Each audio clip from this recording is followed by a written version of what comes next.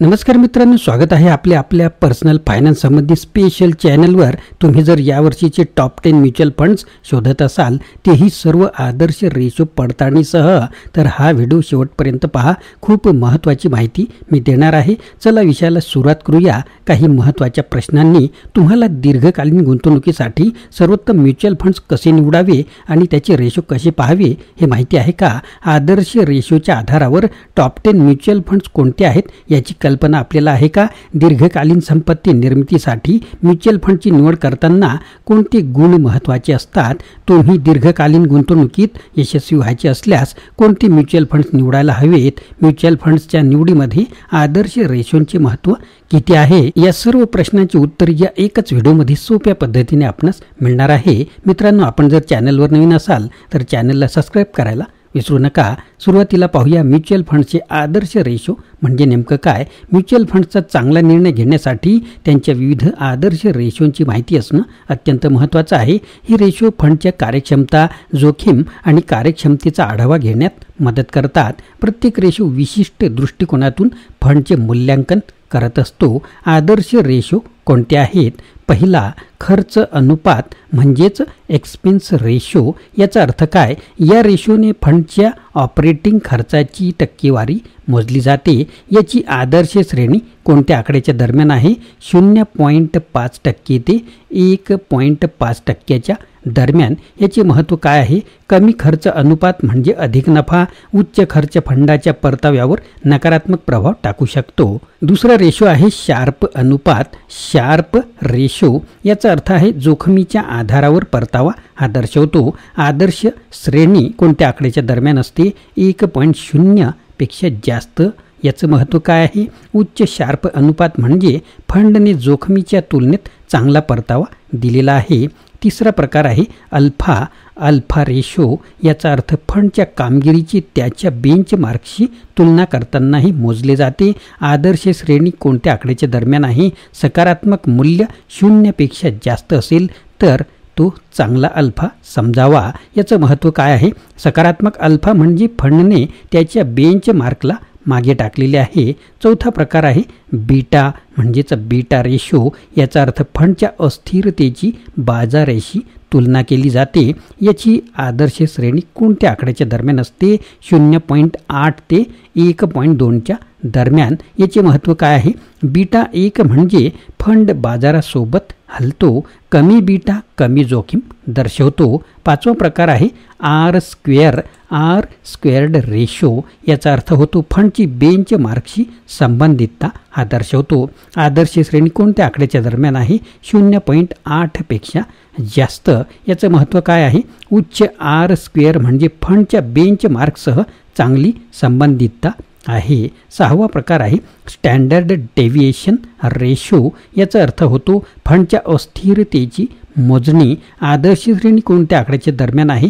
कमी मूल्य समकक्ष फंड्सच्या तुलनेमध्ये। याचं महत्त्व आहे कमी स्टँडर्ड डेव्हिएशन म्हणजे कमी जोखीम। सातवा प्रकार आहे सॅटिनो अनुपात म्हणजेच सॅटिनो रेशो। याचा अर्थ होतो डाऊन साईड जोखमीवर लक्ष केंद्रित करून परतावा हा मोजतो। आदर्श श्रेणी कोणत्या आकड्याच्या दरम्यान पाहिजे?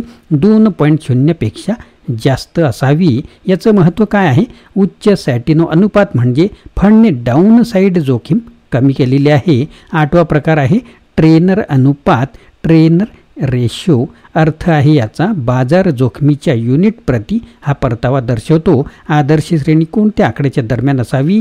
1.0 पेक्षा जास्त असावी। याचं काय महत्त्व आहे? उच्च ट्रेनर अनुपात म्हणजे चांगली कामगिरी। Tracking error ratio. याचा अर्थ होतो फंड किती चांगले त्याच्या बेंचमार्कचे पालन करते। आदर्श श्रेणी याची कोणत्या प्रकारात असावी? कमी मूल्य बेंचमार्कच्या तुलनेमध्ये। याचं महत्त्व काय आहे? कमी ट्रॅकिंग एरर म्हणजे फंड आपल्या बेंचमार्कच्या जवळपास राहतो। 10वा प्रकार आहे यील्ड रेशो। याचा अर्थ होतो फंडच्या गुंतवणुकांमधून मिळणारे उत्पन्न। आदर्श श्रेणी फंडच्या प्रकार आणि सध्याच्या व्याज दरानुसार असावी। महत्त्व काय आहे? उच्च यील्ड उत्पन्न वाढवतो, पण जोखीम आणि एकूण परतावा विचारात आपण घेतला पाहिजे। मित्रांनो, हे होते रेशो, त्याचा अर्थ आणि आदर्श श्रेणी कोणत्या अंकाच्या दरम्यान असावी आणि त्या रेशोचे महत्त्व काय आहे. मित्रांनो, आता अत्यंत महत्त्वाच्या मुद्द्याकडे वळूया. तो म्हणजे म्युच्युअल फंड निवडताना आदर्श रेशोंचे नेमके काय महत्त्व असते. फंड निवडीसाठी मार्गदर्शन. आदर्श रेशो फंडची निवड करताना महत्त्वपूर्ण माहिती देतात. ते फंडची कार्यक्षमता, जोखीम आणि खर्चाचे स्तर स्पष्ट करतात. जोखीम आणि परतावा मूल्यांकन. शार्प अनुपात अल्फा आणि बीटा वापरून जोखीम आणि परतावा विश्लेषित करता येतो. लागत नियंत्रित करणे. खर्च अनुपात कमी असणे म्हणजे अधिक नफा. उच्च खर्च तुमच्या गुंतवणुकीवर नकारात्मक प्रभाव टाकू शकतो. मित्रांनो, आता तुमच्या मनात एक प्रश्न येत असेल की आपण रेशो न पाहिल्यास त्याचे काय परिणाम होऊ शकतात. मित्रांनो, काय परिणाम होतात ते सुद्धा पाहूया. कमजोर परतावा. चुकीच्या फंडच्या निवडीमुळे अपेक्षित परतावा मिळवता येत नाही. अत्याधिक जोखीम. उच्च बीटा किंवा कमी शार्प अनुपात असलेले फंड उच्च जोखीम दर्शवतात, ज्यामुळे मोठ्या नुकसानाची शक्यता असते. अतिरिक्त खर्च. उच्च खर्च अनुपात फंडच्या नफ्यात घट करतो. मित्रांनो, म्युच्युअल फंडची निवड करताना योग्य रेशोचा वापर करून तुम्ही अधिक माहितीपूर्ण आणि तर्कशुद्ध निर्णय घेऊ शकता. हे रेशो तुमच्या गुंतवणूक ध्येय आणि जोखीम सहनशक्तीच्या अनुरूप असावे लागतात. मित्रांनो, आपल्याला जर अशी आवश्यकता असेल की म्युच्युअल फंडचे रेशो आपण कोणत्या वेबसाईटमधून कशा प्रकारे आपण ते चेक केले पाहिजे, ते जर आपल्याला प्रॅक्टिकल हवं असेल तर कमेंट बॉक्समध्ये जरूर कळवा आणि मी तुम्हाला ती प्रॅक्टिकलचा एक स्पेशल व्हिडिओ नक्कीच देईल. आता आपण वळूया महत्त्वाच्या मुद्द्याकडे. 2024साठीच्या टॉप 10 भारतीय म्युच्युअल फंड्सची यादी त्यांच्या आदर्श रेशोसोबत. पहिला प्रकार आहे Nippon India large cap fund. Expansion ratio आहे 0.88%. शार्प रेशो आहे 1.2. अल्फा रेशो आहे 2.1. बीटा रेशो आहे 0.9. आर स्क्वेअर्ड रेशो आहे 0.85. Standard deviation 12.5%. सॅटिना रेशो आहे 1.8. ट्रेनर रेशो आहे 1.1. ट्रॅकिंग एरर आहे 2.0% आणि इल्ड रेशो 1.6%. दुसरा प्रकार आहे आपला HDFC top 100 fund. Expansion ratio आहे याचा 1.0%. शार्प रेशो आहे 1.4. अल्फा रेशो आहे 1.8. बीटा रेशो आहे 1.0. आर स्क्वेअर्ड आहे 0.9. Standard deviation 11.8%. Sortino ratio 2.0. Treynor ratio आहे 1.2. ट्रॅकिंग एरर आहे 1.8%. इल्ड आहे 1.7%. आपला तिसरा प्रकार आहे ICICI Prudential blue chip fund. याचा एक्सपेन्शन रेशो आहे 0.95%. शार्प रेशो आहे 1.3. अल्फा रेशो आहे 2.0. बीटा आहे 1.1. आर स्क्वेअर्ड आहे 0.88. Standard deviation 12.0%. सॅटिनो रेशो आहे 1.9. ट्रेनर रेशो आहे 1.15. ट्रॅकिंग एरर 2.2% आहे. इल्ड आहे 1.5%.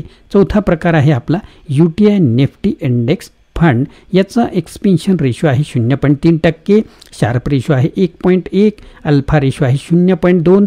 बीटा आहे 1.0. आर स्क्वेअर्ड आहे 0.95. Standard deviation 14.0%. सॅटिनो रेशो आहे 1.6. ट्रेनर रेशो आहे 0.9. ट्रॅकिंग एरर आहे 0.5%.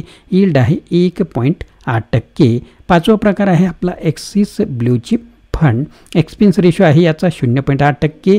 शार्प रेशो आहे 1.5. अल्फा रेशो आहे 2.2. बीटा रेशो आहे 0.95. आर स्क्वेअर्ड आहे 0.87. स्टँडर्ड डेव्हिएशन आहे 11.5%. सॅटिनो रेशो आहे 2.1. ट्रेनर रेशो आहे 1.25. ट्रॅकिंग एरर आहे 1.9%. इल्ड आहे 1.7%. यानंतरचा प्रकार आहे आपला सहावा Franklin India flexi cap fund. याचा एक्सपेन्स रेशो आहे 1.1%. शार्प रेशो आहे 1.2. अल्फा रेशो आहे 1.7.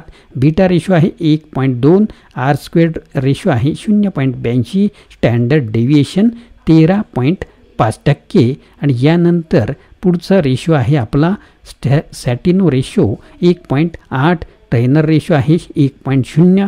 ट्रॅकिंग एरर आहे 2.5. त्यानंतर इल्ड आहे 1.4%. सातवा प्रकार आहे आपला कोटक स्टँडर्ड मल्टीकॅप फंड याचा एक्सपेन्स रेशो आहे 0.9%, शार्प रेशो आहे 1.3, अल्फा रेशो आहे 1.9, बीटा रेशो आहे 1.05, आर स्क्वेअर्ड रेशो आहे 0.86, स्टँडर्ड डेव्हिएशन आहे 12.2%, सॅटिनो रेशो आहे 1.9, ट्रेनर रेशो आहे 1.1, ट्रॅकिंग एरर आहे 2.1%, यील्ड आहे 1.6%. आठवा प्रकार आहे आपला मिरे ॲसेट लार्ज कॅप फंड. याचा एक्सपेन्स रेशो आहे 0.7%, शार्प रेशो आहे 1.4, अल्फा रेशो आहे 2.0, बीटा रेशो आहे 0.95, आर स्क्वेअर्ड आहे 0.84, स्टँडर्ड डेव्हिएशन 11.9%, सॅटिनो रेशो आहे 2.0, ट्रेनर रेशो आहे 1.15, ट्रॅकिंग एरर आहे 1.7% आणि यील्ड आहे 1.8%. आपला 9वा प्रकार आहे म्युच्युअल फंडचा Aditya Birla sunlight frontline equity fund. याचा एक्सपेन्स रेशो आहे 1.0%, शार्प रेशो आहे 1.2, अल्फा रेशो आहे 1.8, बीटा रेशो आहे 1.1, आर स्क्वेअर्ड आहे 0.85, स्टँडर्ड डेव्हिएशन आहे 12.3%, सॅटिनो रेशो आहे 1.7, ट्रेनर रेशो आहे 1.05, ट्रॅकिंग एरर आहे 2.3%, यील्ड आहे 1.6%. 10वा आणि शेवटचा प्रकार आहे SBI blue chip fund. Expense ratio आहे याचा 0.85%, शार्प रेशो आहे 1.3, अल्फा रेशो आहे 2.1, बीटा रेशो आहे 1.0, आर स्क्वेअर्ड आहे 0.88, स्टँडर्ड डेव्हिएशन आहे 11.7%, सॅटिनो रेशो आहे 1.9, ट्रेनर रेशो आहे 1.2, ट्रॅकिंग एरर आहे 1.8% आणि यील्ड आहे 1.7%. मित्रांनो, महत्त्वाची टीप म्हणजे ही यादी आणि रेशो डेटा कालगतीनुसार बदलू शकतात. म्युच्युअल फंडची निवड करताना तुम्हाला अधिक ताज्या आणि तपशीलवार माहितीच्यासाठी फंडाच्या कामगिरीचा अद्ययावत तपशील नेहमीच तपासावा लागेल, तज्ज्ञांचे मार्गदर्शन घ्यावे लागेल आणि त्यानंतरच तुम्ही म्युच्युअल फंडमध्ये इन्व्हेस्टिंग करू शकता. मित्रांनो, तुमच्या गुंतवणुकीच्या यशासाठी योग्य म्युच्युअल फंड निवडून आजच दीर्घकालीन संपत्ती निर्माण करण्यास सुरुवात करा. आता तुम्ही जाणले आहे की दीर्घकालीन गुंतवणुकीसाठी कोणते म्युच्युअल फंड सर्वोत्तम आहेत. तर पुढील पाऊल उचला आणि तुमच्या आर्थिक ध्येयाकडे वाटचाल करा. आम्ही तुमच्यासोबत आहोतच. स्मार्ट गुंतवणूक करा, योग्य फंड निवडा आणि तुमच्या भविष्याच्या सुरक्षिततेची शिल्प घडवा. मित्रांनो, हा व्हिडिओ आपल्याला कसा वाटला नक्कीच कमेंट बॉक्समध्ये कळवा. आपल्या मित्रांना फॉरवर्ड करा आणि नवीन असाल तर चॅनलला सबस्क्राईब करायला विसरू नका.